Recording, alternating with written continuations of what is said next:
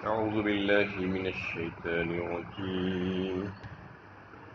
بسم الله الرحمن الرحيم. كيف يكون للمشركين عهد عند الله وعند رسوله إلا الذين عاهدتم عند المسجد الحرام فما استقاموا لكم فاستقيموا لهم إن الله يحب المتقين. ان مشرکین کا کوئی عہد اللہ اور اس کے رسول کے نزدیک کس طرح قائم رہ سکتا ہے بجز ان لوگوں کے جن سے تم نے مسجد حرام کے پاس معاہدہ کیا تھا، تو جب تک وہ تمہارے ساتھ سیدھے رہیں تم بھی ان کے ساتھ سیدھے رہو، اللہ تقوی اختیار کرنے والوں کو پسند کرتا ہے۔ سورہ توبہ کی 7 نمبر کی آیت ہے۔ اس سے گزشتہ آیت میں تفصیلی بات آپ کے سامنے پیش کی گئی، جو دشمنان اسلام کی جانب سے اسلام پر کے خلاف پروپیگنڈا کیا جاتا ہے کہ اس میں کفار اور مشرکین کو مارنے اور قتل کرنے کا حکم دیا گیا ہے، تو اس کی وضاحت کس طریقے سے کی جائے کہ ان کا جواب کس طریقے سے دیا جائے، اس سے پچھلی آیت میں وہ ساری بات تفصیل کے ساتھ آپ کے سامنے آئی ہے کہ اگر کوئی مشرک جنگ کے دوران بھی قرآن سننے اور سمجھنے کی غرض سے امان طلب کرتا ہے تو اسے امان دے دینا اور بعد میں اس کو بحفاظت اس کی امن کی جگہ تک پہنچانا مسلمانوں پر فرض ہے، یہ بتایا گیا ہے۔ یہ باتیں ان لوگوں کے سامنے پیش کرنی ضروری ہے جو اسلام پر اعتراضات کرتے ہیں اور قرآن پر اعتراضات کرتے ہوئے کہتے ہیں کہ تم کہتے ہو کہ اللہ کا کلام ہے، پھر اس میں یہ کس طریقے کی بات ہے کہ کفار کو مارنے اور قتل کرنے کی بات آتی ہے؟ تو وہ تو ان لوگوں کے لیے تھی جنہوں نے معاہدہ توڑا اور مسلمانوں کو ایک لمبے عرصے تک تکلیف پہنچائی، اس کے بعد ان کو مہلت دے کر ان کے ساتھ نرمی برتی گئی، پھر بھی اس کے باوجود ان کو ایک مقررہ معین مدت تک جو ہے ان کو مہلت دے کر بتایا گیا کہ اس کے بعد تم یہاں سے چلے جاؤ، تم جہاں کہیں جانا چاہتے ہو چلے جاؤ۔ پھر اگر وہ نہ جائیں تو اس کے بعد ان کے لیے حکم تھا کہ وہ جس آیت میں جو ہے یہ بات چل رہی تھی، لیکن پھر بھی جو ہے اصلاح کا دروازہ کھلا ہوا ہے اور خیر خواہی کا دروازہ ہمیشہ کھلا ہوا ہے۔ اس سے پہلے کی آیت میں یہ بات بھی آ گئی تھی کہ اگر کوئی مشرک دوران جنگ بھی اور اس کا جو ہے وہ جو مدت تھی وہ مدت کے ختم ہو جانے کے بعد بھی اگر قرآن کو سننے کا خواہش مند ہے اور سمجھنے کا خواہش مند ہے تو مسلمانوں کے اوپر یہ ذمہ داری ڈالی گئی کہ اس کو اسلام کے بارے میں، اللہ کے بارے میں تمام باتیں بتائے اور قرآن اس کو سنائے، اور پھر اگر اس کے بعد بھی وہ مسلمان نہیں ہونا چاہتا تو کوئی زبردستی نہیں ہے، اس کو حفاظت کے ساتھ وہ جہاں کہیں جانا چاہتا ہے اس کو پہنچا دیں۔ یہ مسلمانوں کی ذمہ داری اللہ تعالیٰ نے ان کے اوپر ڈالی، اور یہ اس بات کی دلیل ہے کہ مشرکین سے اسلام کی جنگ ایک نہایت ہی پاکیزہ مقاصد کے لیے، قوم دشمنی اور ملک گیری کے لیے نہیں ہے۔ جنگ جو ہوتی ہے اسلامی جنگ اور جہاد، یہ ملکوں کو جیتنے کے لیے نہیں ہوتی ہے، وسائل پر قبضہ کرنے کے لیے نہیں لڑی جاتی، بلکہ انتہائی پاکیزہ مقصد ہوتا ہے، اس میں امن قائم کرنے کے لیے، عدل و انصاف دلانے کے لیے لوگوں کو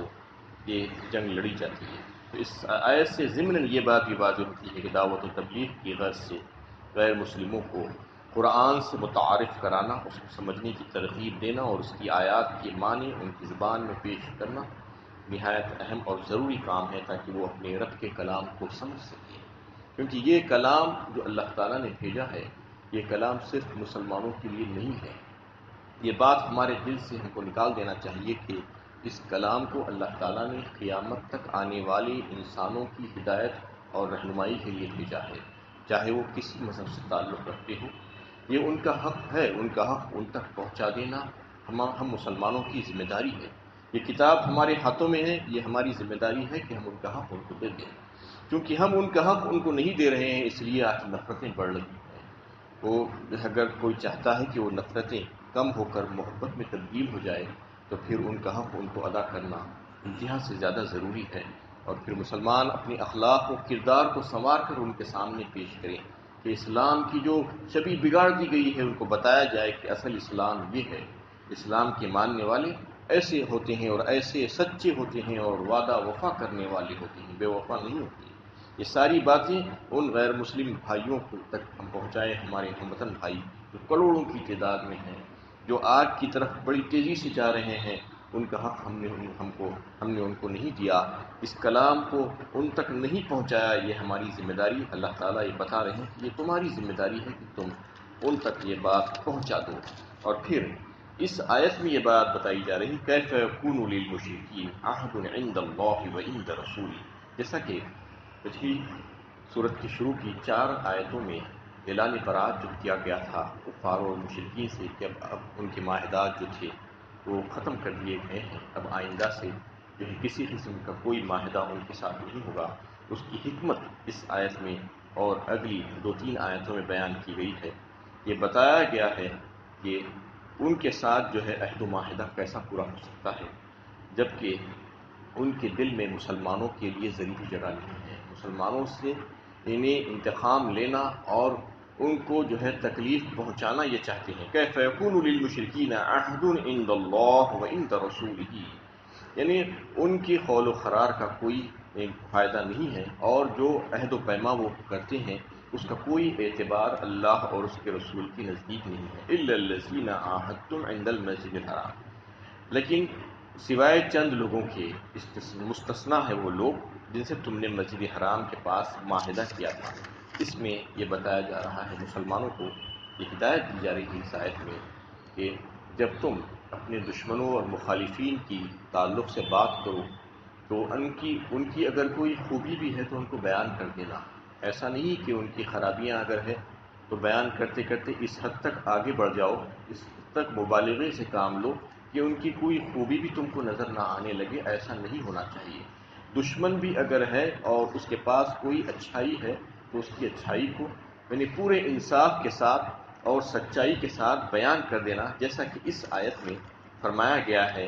کہ وہ لوگ عہد کو پورا کرنے والے نہیں ہیں، لیکن اس میں سے سوائے چند لوگوں کے کون تھے کہ کچھ ایسے قبیلے بھی تھے جنہوں نے مسلمانوں کے ساتھ عہد و معاہدہ کیا تھا اور کرنے کے بعد اس کو انہوں نے توڑا نہیں تھا، جیسا کہ مسجد حرام کے پاس مراد حدیبیہ ہے جو حدود حرم میں داخل ہے۔ ذی قعدہ 6 ہجری میں مدینے کے مسلمانوں اور قریش مکہ کے درمیان جو صلح حدیبیہ پیش آیا تھا، اس معاہدے کی ایک دفعہ یہ بھی تھی کہ مکے میں مشرکین جو تھے قریش وغیرہ، ان کے علاوہ بھی دیگر بہت سے قبائل موجود تھے، تو ان قبیلوں کے تعلق سے یہ طے کیا گیا اس معاہدے میں کہ جو قبیلہ جس کا حلیف اور ساتھی بننا چاہتا ہے اپنی پسند اور مرضی سے اس کا حلیف اور ساتھی بن جائے۔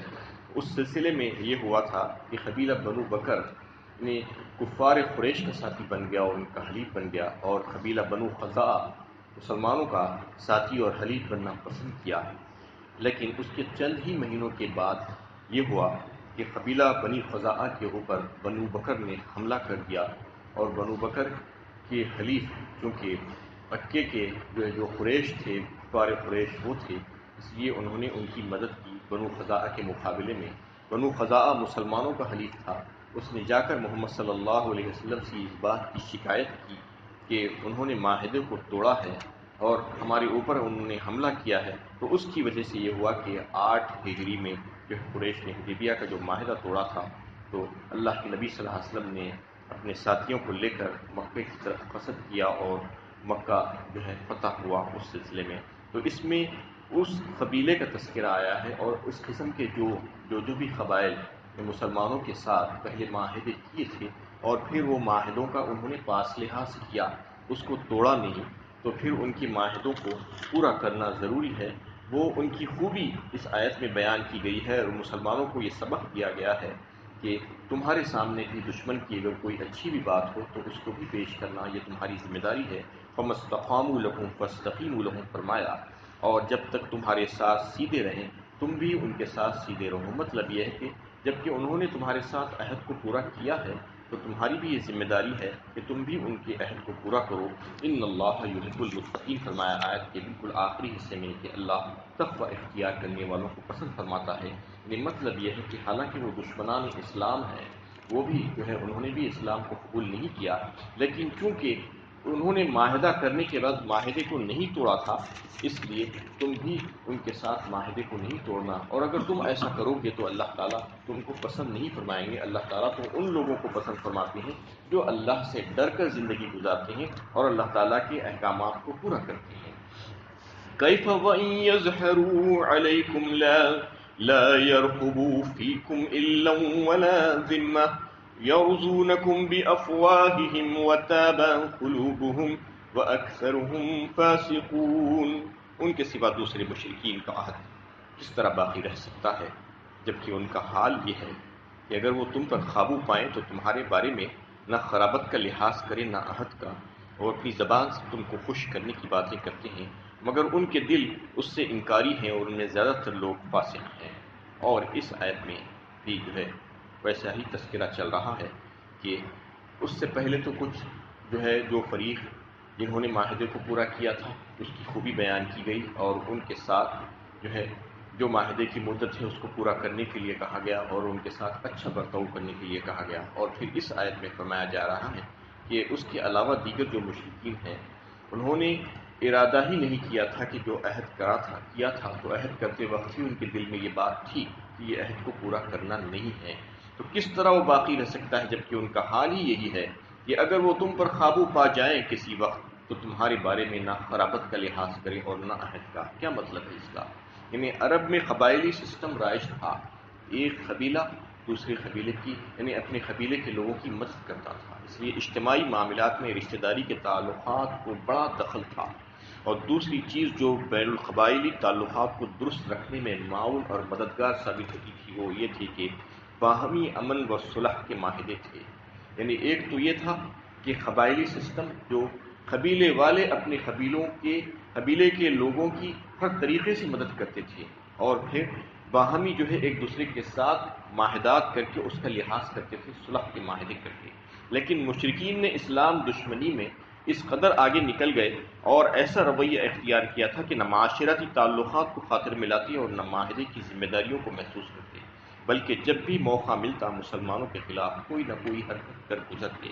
ایسی صورت میں مسلمانوں کا ان سے کیے ہوئے معاہدے کو باقی رکھنا مشکل تھا۔ یہ بتایا گیا کہ حالانکہ اس وقت عرب میں جو قبائل کا جو سسٹم تھا وہ سسٹم انتہائی پختہ اور مضبوط تھا، وہ لوگ اس بات کا لحاظ کرتے تھے کہ یہ میرے قبیلے کا آدمی ہے، لیکن اسلام کی دشمنی میں وہ لوگ اتنا آگے بڑھے کہ اپنے قبیلے کے لوگوں کا بھی لحاظ نہیں کیا، اپنے ہی قبیلے کے لوگوں کو انہوں نے مارا، تکلیفیں پہنچائی، ایذائیں پہنچائی، وحشیانہ طرز عمل اختیار کیا۔ نہ صرف یہ بلکہ عہد و معاہدہ کیا تو پھر اس کو بھی توڑ ڈالا، اس کا بھی لحاظ نہیں کیا۔ تو اللہ تعالیٰ فرما رہے ہیں ان کے پاس تو کسی بات کا بھی لحاظ نہیں ہے، اور وہ معاہدہ کرتے وقت ہی اپنے دل میں یہ بات چھپا کر رکھتے تھے کہ معاہدے کو توڑ دینا ہے، وَتَابَ قُلُوبُهُمْ۔ لیکن یرزونکم بافواہہم فرمایا وہ اپنی زبانوں سے تو بڑی خوشگل باتیں تمہارے سامنے کرتے ہیں، لیکن ان کا دل اس بات کو اس بات کا قائل نہیں ہے کہ وہ جو زبان سے کہہ رہے ہیں۔ وَأَكْثَرُهُمْ فَاسِقُونَ، اور ان میں سے اکثر و بیشتر ایسے ہی لوگ ہیں جو غدار ہیں اور سرکش ہیں اور فاسق ہیں، وہ مسلمانوں کے ساتھ معاہدے کو توڑنا چاہتے ہیں۔ اشتروا بآیات اللہ ثمنا قلیلا فصدوا عن سبیلہ انہم ساء ما كانوا یعملون۔ انہوں نے اللہ کی آیتوں کے بدلے حقیر قیمت قبول کر لی اور اللہ کی راہ سے روکنے لگے، بہت بری حرکت ہے جو یہ کرتے ہیں۔ ان کی جو بیماری تھی وہ مرض جو تھا، وہ مرض کا سبب اس میں یہ بتایا گیا، اصل میں یہ تھا کہ یہ دنیا پر فریفتہ ہو گئے تھے، دنیا ہی کی چاہت ان کے دل میں بس گئی تھی اور وہ مر مٹتے تھے مال کے لیے، اور اللہ تعالیٰ کے احکامات اور اس کی آیتوں کو انہوں نے پس پشت ڈالا تھوڑی سی قیمت کے عوض۔ یعنی اللہ تعالیٰ کی آیتوں میں دو جہاں کی دولت چھپی ہوئی ہے۔ اللہ تعالیٰ کے احکامات کو پورا کرنے والا انسان نہ صرف دنیا میں ترقی کرتا ہے اور عزت پاتا ہے بلکہ آخرت کی کامیابی اس کے لیے یقینی ہے، لیکن یہ بات ان منافقین کی سمجھ میں نہیں آتی۔ ان ناقدروں نے دنیا کے حقیر فائدوں کو ترجیح دی اور اپنے کو بہت بڑے خیر سے محروم کر لیا اور دنیا کا مفاد ہی اصل نصب العین ٹھہرایا، تو دین کی دعوت کو کیوں کر برداشت کر سکتے تھے جو آخرت کو نصب العین بنانے کے لیے دی جا رہی تھی۔ اس لیے وہ اس راہ میں رکاوٹ بن کر کھڑے ہو گئے اور دنیا ہی کو سب کچھ سمجھ کر دنیا والوں کے خلاف انہوں نے جو ہے مسلمانوں کے خلاف جو ہے راستے ہموار کر دیے اور ان کی مخالفت میں حد سے آگے بڑھ گئے۔ انہم ساء ما کانوا یعملون، یہ بہت ہی بری حرکت تھی ان کی جو انہوں نے کیا۔ لا يرقبون فی مؤمن الا ولا ذمہ واولئک هم المعتدون، کسی مومن کے معاملے میں نہ خرابت کا لحاظ کرتے ہیں اور نہ عہد و پیما کا، یہی لوگ ہیں جو زیادتی کرنے والے ہیں۔ یہی بات پھر سے دہرائی گئی، 2 آیتوں پہلے بھی ہے، اسی بات کو کم و بیش دوسری آیت میں بیان کیا گیا تھا کہ ان کا حال تو بالکل ایسا ہے کہ نہ ہی وہ اپنے رشتہ دار کو رشتہ دار سمجھ کر اس کا کچھ لحاظ کرتے ہیں اور نہ ہی جو ہے اس کے ساتھ انہوں نے جو عہد و پیما کیا ہے، جو عہد و معاہدہ کیا ہے، اس کا لحاظ کرتے ہیں کہ ہم نے وہ عہد کیا ہے ان کے ساتھ، عہد کو پورا کرنا ہماری ذمہ داری ہے۔ یہ بات وہ سمجھ نہیں پا رہے ہیں۔ وَأُولَٰئِکَ هُمُ الْمُعْتَدُونَ، اور یہی لوگ ہیں جو زیادتی کر آگے نکل جانے والے لوگ ہیں۔ اللہ تعالیٰ سے دعا ہے کہ اللہ تعالیٰ ہمیں صحیح علم و عمل کرتے ہیں۔